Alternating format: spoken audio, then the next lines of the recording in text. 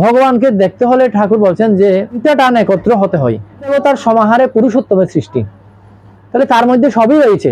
তিনি পুণ্যপুঁথিতে বলছেন যে আমি কি, আমি কে, আমি ভক্ত, আমি ভগবান, আমি পুজো দেই, আমি ওই পুজো গ্রহণ করি, আমি অহি, আমি নকুল, সাপ হয়ে কামড়ায়, আমি ওজা হয়ে যাই, আমি প্রশান্ত সাগর, আমি অব্রবেদী হিমগিরি। তাহলে তার মধ্যে তো সবই রয়েছেন। তিনি বলছেন যে আমি ভক্ত, আমি ভগবান, আমি পুজো দেই, আমি পুজো গ্রহণ করি। সবাইকে জানাচ্ছি আনন্দিত জয়গুরু। পরম প্রেমময় শ্রী ঠাকুর অনুকূল চন্দ্র তার একটি বাণীতে বলেছেন, একেই যারা বহু দেখে, তাৎপর্যের ওই তত্ত্ব নিয়ে, সঙ্গতির ওই সার্থকতায় সবই জাগে ফিনিক দিয়ে, তীব্রতর উঠনা হয়ে দিব্য রেখে হৃদয় কান, অন্ধ তামস কাটবে শতই, অমৃতে কর অভিযান। এই যে শ্রী ঠাকুরের বাণীটা, একেই যারা বহু দেখে, তাৎপর্যের ওই তত্ত্ব নিয়ে, সঙ্গতির ওই সার্থকতায় সবই জাগে ফিনিক দিয়ে। অর্থাৎ ঠাকুর বলছেন যে একের মধ্যে আমরা যে বিভিন্নভাবে আমাদের মনটা বিচলিত হয়, আমরা একের মধ্যে সবকিছুকে খুঁজে পাই না। ঠাকুর বলছেন অসীম যখন সসীম হয়ে ধরাতে লয় স্থান, বৃত্তি ভেদি টান হলে তুই দেখবি ভগবান। এটা অনেক কঠিন কথা। ভগবানকে দেখতে হলে ঠাকুর বলছেন যে তিনটা টান একত্র হতে হয়। বিষয়ের প্রতি টান, সতীর প্রতি টান, সন্তানের প্রতি মায়ের টান। এই টান যখন আমাদের এরকম হয়ে ওঠে, তখনই আমরা ঈশ্বরের সান্নিধ্য বা ঈশ্বরের অনুভব করতে পারবো। তো এই যে বৃত্তিভেদী টানটা, আমাদের মধ্যে যে বৃত্তিগুলো রয়েছে, কাম, ক্রোধ, মোহ, লোভ, মদ, মাৎসর্য, এগুলাকে ভেদ করতে হলে আমাদেরকে অনেক সাধন বদন করতে হবে। এইগুলাকে নিয়ন্ত্রণ করতে হলে আমাদেরকে অনেকটা পথ পাড়ি দিয়ে যেতে হবে। তাহলে আমার যে পথে পাড়ি দেব, আমরা যে পথ দিয়ে যাব, আমাদের একটা পথ প্রদর্শকের প্রয়োজন আছে জীবনের মধ্যে। তুমি যাকে চালক রূপে মনোনীত করে নিয়েছ, অন্তরের কাছে, মানে তার কাছে অন্তরের কোনো কথাই গোপন করো না। তাহলে এই যে একটা ভাব আমার কাছে আসবে, অনেকটা আমাদের সাধন ভজনের দরকার হবে। তো আমাদের এই সাধন ভজনের পদ্ধতিটা, এই সাধন ভজনের রীতিনীতিটা আমাদেরকে জানিয়ে দেবেন আমাদের গুরু। তা আমরা এখনো যারা গুরু পদে আমরা আশ্রয় গ্রহণ করতে পারি নাই, তারা আমরা কিন্তু অনেক দূরে রয়ে গেছি। তো ওই যে একটা বাণী, ওই বাণীটা একেই যারা বহু দেখে, তো একের মধ্যে ঠাকুর বাবার বলেছেন, ঠাকুর অনেক অনেক বাণী রয়েছে। ঠাকুর বলছেন যে সব দেবতার সমাহারে পুরুষোত্তমের সৃষ্টি, তাহলে তার মধ্যে সবই রয়েছে। তিনি পুণ্যপুঁথিতে বলছেন যে আমি কি, আমি কে, আমি ভক্ত, আমি ভগবান, আমি পুজো দেই, আমি ওই পুজো গ্রহণ করি। তাহলে তিনি কি বলছেন, আমি ভক্ত, আমি ভগবান, আমি পুজো দেই, আমি পুজো গ্রহণ করি, আমি অহি, আমি নকুল, আমি সাপ হয়ে কামড়ায়, আমি ওজা হয়ে যাই, আমি প্রশান্ত সাগর, আমি অব্রবেদী হিমগিরি।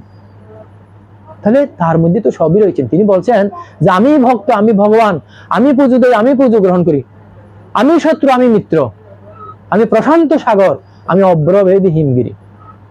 দেখ অর্জুন, আমি নরনারায়ণ, আমি অর্জুন, আমি কুরুক্ষেত্র।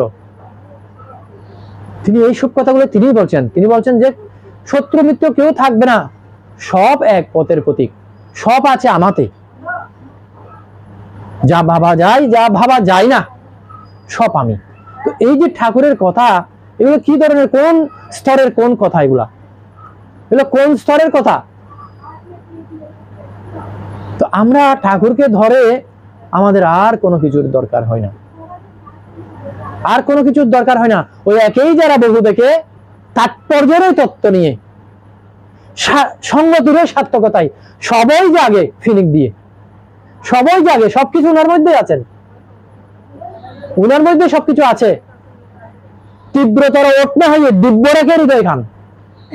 অন্ধ তামস অর্থাৎ তমসাচ্ছন্ন অন্ধকারত্ব, অন্ধ তামস কাটবে শতই, অমৃতকর অভিযান। আমরা এই আমাদের যে অভিযান, আমরা অমৃতের পথে আমাদেরকে ছুটতে হবে। তাহলে আমাদের যে হৃদয়ের তমসাচ্ছন্নতা এটা কাটবে। তো তার মধ্যে তো সবই আছে। তিনি বলছেন আমি ভক্ত, আমি ভগবান, আমি পুজো দেই, আবার আমি পুজো গ্রহণ করি, আমি সাপ হয়ে কামড়াই, আমিও ওঝা হয়ে ঝাড়ি। তাহলে তার কাছে সবকিছুই আছে। এই যে শ্রীকৃষ্ণ অর্জুনকে যে বিশ্বরূপ দর্শন করিয়েছেন, দেখা যাচ্ছে শঙ্খচক্র গদাপদ্মধারী, তার মধ্যে সবকিছু আছে।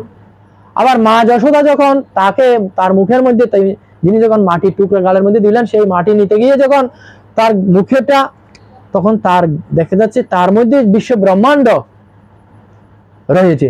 আর ঠাকুর আজকে এই যুগে এসে বলছেন, তার শ্রীমুখ দিয়ে সব কথা বলে দিচ্ছেন যে আমি সব, আমার মধ্যে সবকিছু আছে। তো এই যে গ্যারান্টিযুক্ত কথাগুলা, এই যে নিশ্চিত ভাবে কথাগুলা কে বলছেন? আমি ভক্ত, আমি ভগবান, আমি পুজো দিই, আমি পুজো গ্রহণ করি। তো শ্রীকৃষ্ণ অর্জুনকে তার ওই যে বিশ্বরূপ দর্শনের মধ্যে তিনি দেখিয়েছিলেন যে সারা বিশ্ব ব্রহ্মাণ্ড সবকিছু মধ্যে তিনি আছেন। আর এই যুগে শ্রী ঠাকুর অনুকূলচন্দ্র দত্তের তিনি নিজে বলছেন আমি সব, যা বাবা যায়, যা বাবা যায় না, সব আমি। আমার লিমিটেড যে মস্তিষ্কের মধ্যে ধারণা যা করতে পারি সেটাও আমি, আর যা আমি ধারণা করতে পারি না আমার ক্যাপাসিটির বাইরে, তাও তিনি, তার মধ্যেই সবকিছু আছে।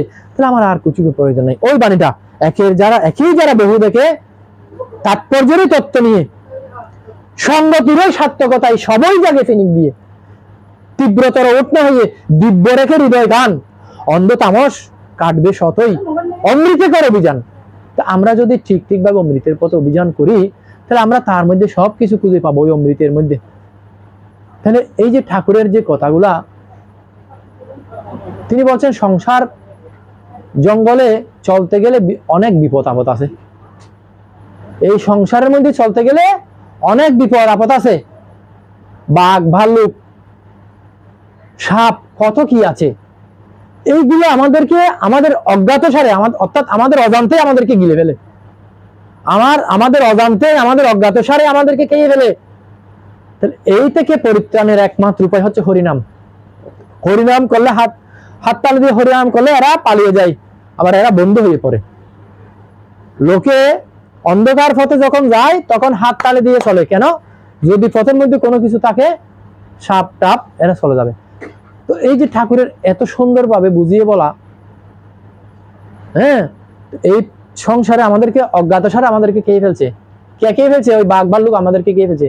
সেই বাঘ ভাল্লুক গুলোকে যদি আমরা সঠিকভাবে অ্যাডজাস্ট করে নিতে পারি, কন্ট্রোল করতে পারি, নিয়ন্ত্রণ করতে পারি, তাহলে এগুলো আমাদেরকে খাবে, আমাদেরকে দংশন করবে না, আমাদেরকে খাবে না, গিলবে না, আমাদের বন্ধ হয়ে পড়বে, এরা শত্রু থাকবে না। তাহলে এই যে আমার মধ্যে যে কাম ক্রোধ বাঘ ভাল্লুক যেগুলো আছে, সেগুলো আমার অজ্ঞাতসারে আমাকে অন্য পথে নিয়ে যায়, বিপদ চালিত করে। আমার এই মনটাকে আমি স্থির রাখতে পারি না। প্রতিনিয়ত কতক্ষণ নাম করার ফলে আমি ভুলে যাই আমি যে নাম করতেছি, আমার মনটা অন্যদিকে চলে যায়। একটা চোর, মানুষটা যখন চুরি করে, সে চোর। আর সে যদি তার সে মনটাকে অন্যদিকে ঘুরিয়ে দেয়, বিপরীত দিকে ঘুরিয়ে ইষ্টের পানি ঘুরিয়ে দেয়, তাহলে সে তার চোরের চোরত্ব গুছে যায়, সে আর চোর থাকে না, সে তখন সাধু হয়ে যায়, সৎ লোক হয়ে যায়, ভালো লোক হয়ে যায়। তো ওই মনটাই তাকে চোর বানিয়েছে, সে মনটা তাকে চোর বানিয়েছে। আবার সে মনটাকে যখন সে নিয়ন্ত্রণ করে ইষ্টের পানি ঘুরিয়ে দিয়েছে, তখন সে আর চোর থাকে না, সে তখন আর চোর থাকে না, সে সাধু হয়ে যায়, সে ভালো লোক হয়ে যায়।